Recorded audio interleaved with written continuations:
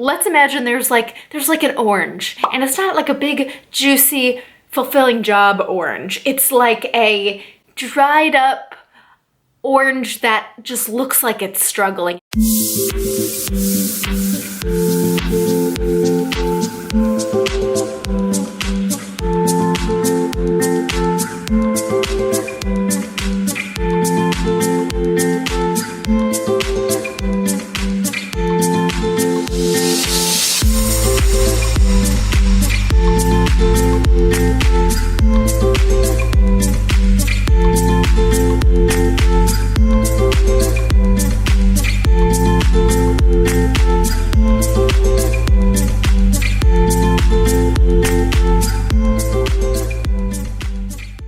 Hey, I'm Danielle, and today we are talking about what to do if you are miserable at work. First off, I just want to say I know it sucks, and I have been there before. We're constantly getting fed this message that our worth as a human being comes from how we're doing at work. So when things are going well, we feel on top of the world, and when things really suck, we kind of just feel like crap. Not to mention that we spend so much time at work, so if 40 hours a week you are absolutely miserable, you're gonna feel like your life is miserable. And actually about a year ago, shortly after I started the job that I'm in now, I ended up taking on basically a whole nother role. I was all of a sudden completely swamped. I was working way too late at night. I felt like I had no idea what was going on, and it was just all a lot to handle. I went from being like, this is an awesome company, I love this team, I'm so excited about this new job, to being like, what the hell am I doing with my life? Why did I think that I would like this? I cannot sustain this level of like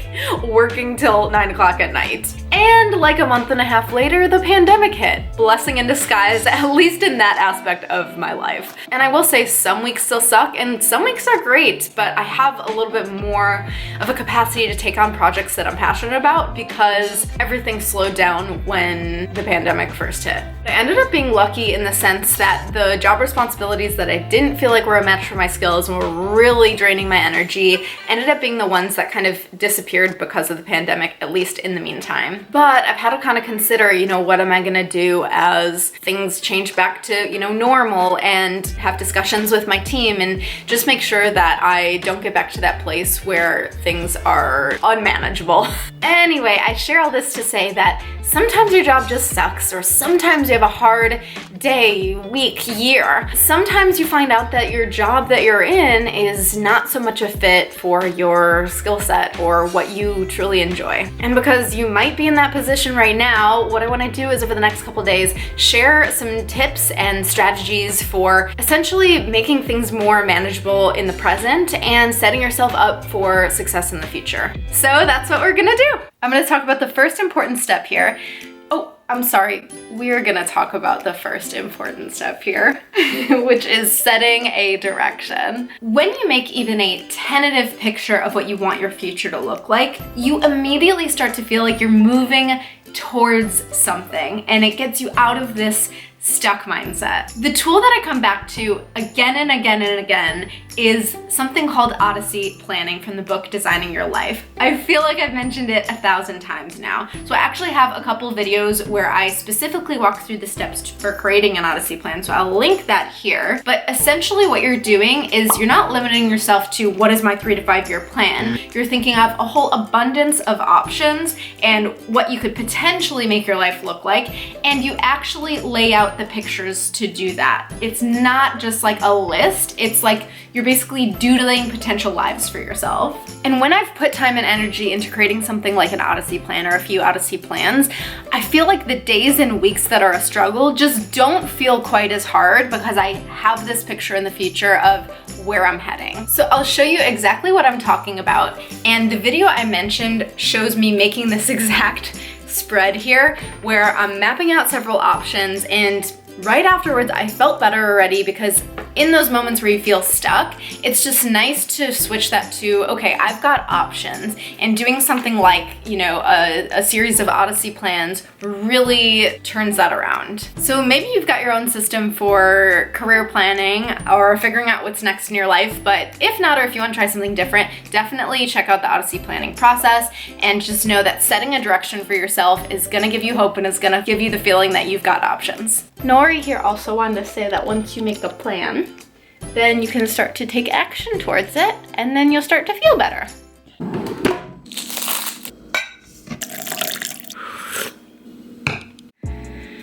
All right, I'm home from work. I got my cozy tea here, and we are ready to talk about the second step, what to do if you're not liking your job right now. And this is perfect actually, because I had a pretty stressful day at work. It's a Monday, and there are a lot of projects of mine that are like at the tail end, so I'm just working hard to get some stuff wrapped up or to kick off other projects. It's a good day for this tip for myself. And what we've got to do is reframe the present. Now, what the heck do I mean by that? I know that you want things to shift around, you want your work life to change because you're not happy right now, and let me tell you, I've been there, but there has to be like some level of acceptance of where you're at right now, like a little drop of acceptance. Because if you're miserable, if you're desperate for another job, that's gonna come off in your application process, in your interviews, and that's not gonna help you get anywhere. What's really gonna help is just to find some level of like what you can take from the job you're in now before you're able to actually take action towards a new situation. So I know that's a lot of wording, but I'll tell you exactly what I mean by this. Personal example, there was a point where I had 5 jobs. That was one of the earlier videos I posted, so if you want to learn all about that, you can check out that interesting adventure of a video. When I was in that place, believe me, I was stressed, and I had to figure out what am I actually learning from managing all these different gigs right now. Even though I was in a tough financial situation, even with 5 jobs, it was like a lot of transition time and a lot of stress, but not much of a payoff with just how things were structured. So I really had to figure out like, what can I take from this? As soon as I found some level of learning from what was happening in that current situation, I was finally able to move into a full-time job, and that's the one that I'm in now. And even though it's stressful sometimes, as I mentioned, I am super thankful for it, and it came just at the right time, right when the pandemic hit, and saved my butt. Because if I had those 5 jobs before, pretty much all of them would have disappeared. So I'm really grateful to be in the position I'm in, even on a stressful day like today. Okay, I did not even realize this till right now, but I totally just did my own trick and reframed the present. But anyways, I have another thing that you can do if you don't want to go on a random rant in front of a camera and come to your own realizations. We've got an exercise we can do. And this exercise I've done a couple of other times. It's from the book Designing Your Work Life, which I'm glancing over there because I realize it's always arm's reach from me. I didn't even do this on purpose, but here's the book. And there's an exercise in here that is called the Good Work Journal. After a work day, after a hard work day, you can ask yourself 3 questions and start to like squeeze the goodness out of a tough work day. Let's imagine there's like an orange, and it's not like a big, juicy, fulfilling job orange. It's like a dried up orange that just looks like it's struggling. And that's you in a job that's not really a good fit for you, and you're trying to squeeze just a couple drops of juice out of it. I'm really moving forward with this metaphor. I hope it's landing, but you gotta squeeze those couple of drops of juice out of your challenging job orange, and that's what we're about to do right now. And with the Good Work Journal, here are the 3 questions, squeezing the juice out of the day. What did I learn? What did I initiate? And who did I help? I'm gonna do this right here with you, so please grab a little notebook, grab a piece of paper, even a scrap, grab a pen, and let's do this. All right, I'm doing a little line for learn, for initiate, and for help. And I'm just gonna give 1 example, maybe 2, feeling like a challenge, and give yourself a minute here and write it out. And I'm done. All right, if you didn't actually take the time to do that, please pause this right now, take your 3 minutes and reflect on this. I was actually surprised that for me, the what did I learn was the hardest question. I mean, I'm always trying to like pull what I learned out of things, but for some reason, maybe I had more routine tasks than usual. But for what did I learn, it was that one of our tenants actually wanted to stay instead of leaving at the end of the month, moving out. For what did I initiate, I set up a time to chat with 2 of my coworkers about the intern starting next week. And for who did I help, I found someone who could really fit our sponsored 3-month membership. Anyways, I think the value of something like this is cumulative, so it's not just about like, are your answers shocking from today? You know, it's not gonna be that surprising. But if you continue to do this for a week, week or 2 weeks, you'll start to see your mind focusing on what you learned and what you initiated and who you helped, and maybe even pushing those things further, doing more of that, because that's what your brain is filtering for. It's really all about the reframing, and the reframing is just really seeing things from a new perspective. So seeing your current situation from a teeny bit of a new perspective of, there are small things that I'm learning, there are things that I'm doing to be proactive, and I can appreciate that. I'm helping people, even if it feels like 99% of my day is just grueling and not actually making an impact on people. I hear that. It's the small things that make a difference when you put them all together, when you're consistent with it, and that's really what shifts your mindset. And if you want to get more into journaling exercises like these, or you're already a big fan of journaling, I did make a video recently where I talked about 3 different exercises that you can do, and it was separate from this one, that'll help you to sort out your career and move forward in your work life. So definitely check out that video if you're interested whenever you're done watching this one. And in the meantime, I think I'm gonna go read a book.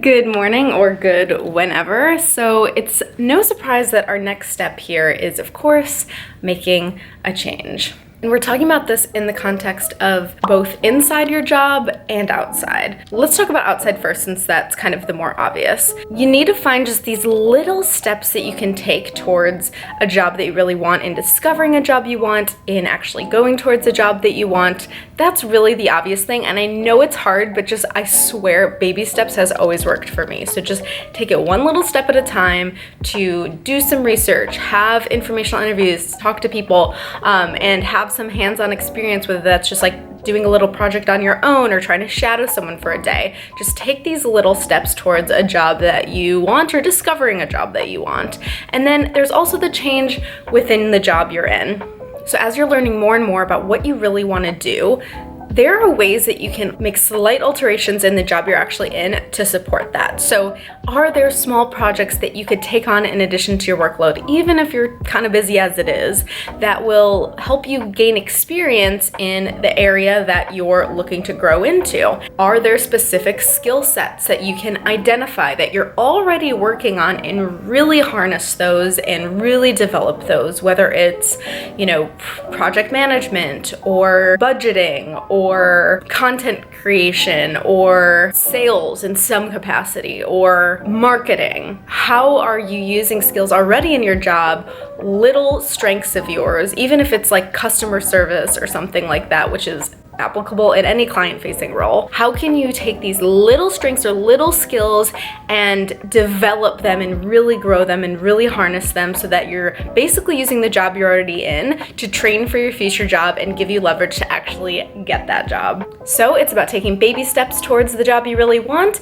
and slight alterations in the job you're in to help get you there. Today has been a little crazy.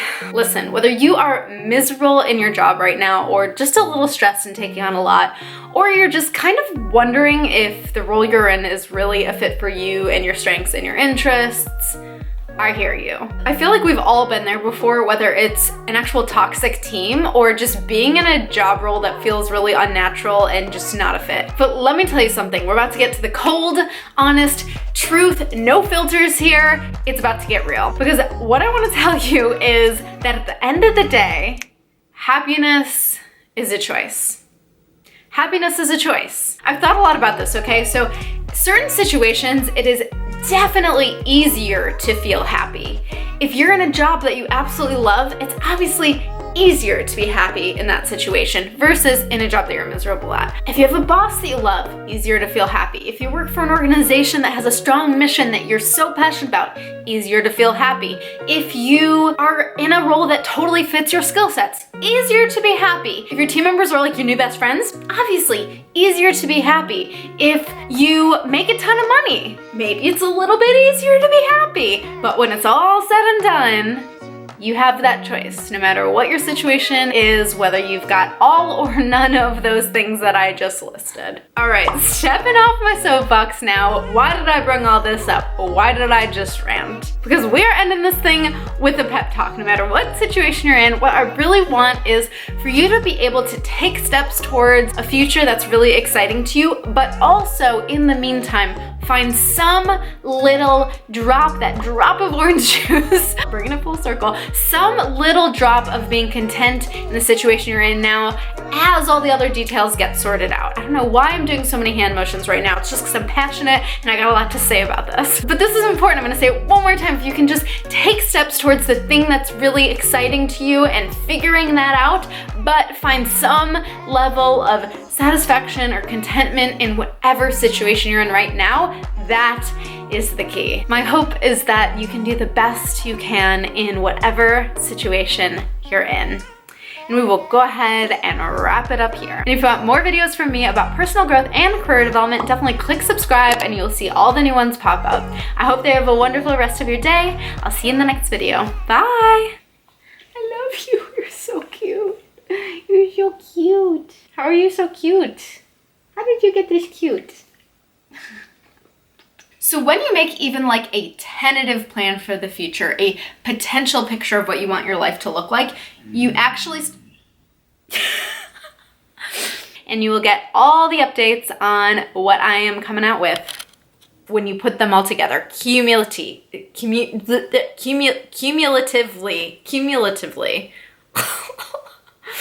The funny part is that it took me so long to do that little tea montage that I had to reheat my tea in the microwave. As if I didn't heat the water in the microwave to start with. Secret's out, I'm no pro.